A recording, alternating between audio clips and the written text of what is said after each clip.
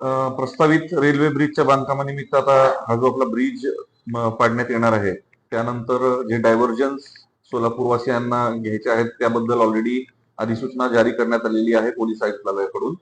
यामध्ये दोन्ही जे रोड आहेत, म्हणजे इकडे मोदी चौकीकडे जाणारा रोड असो किंवा इकडून 54 मीटर कडून येणारा जो रस्ता असो, त्या दोन्ही रस्त्याची पाहणी आम्ही केली. ही पाहणी प्रामुख्याने ट्रॅफिक आणि लॉ अँड ऑर्डर या दोन्ही अनुषंगाने आम्ही केलेली आहे. ट्रॅफिकसाठी एसीपी ट्रॅफिक आमच्या सोबत होते आणि त्यानंतर लॉ अँड ऑर्डरच्या हिशोबाने इथे काही इश्यू होऊ शकतात का यासाठी आम्ही त्याची पाहणी केली. रात्रीच्या वेळी काही ठिकाणी पथदिवे नाहीयेत किंवा काही ठिकाणी सीसीटीव्हीची आवश्यकता वाटते त्या संदर्भात, किंवा काही ठिकाणी काही अतिक्रमण आहेत ती तात्काळ काढणं गरजेचं आहे, त्या संदर्भात आम्ही ऑलरेडी माननीय महापालिका आयुक्तांना पत्रव्यवहार केलेला आहे.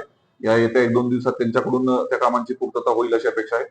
आणि त्याचबरोबर या दोन्ही रस्त्यांची सवय लागेपर्यंत सोलापूरवासियांना थोडस त्रासाला सामोरं जावं लागणार आहे, थोड्याशा गैरसोयीला सामोरं जावं लागणार आहे.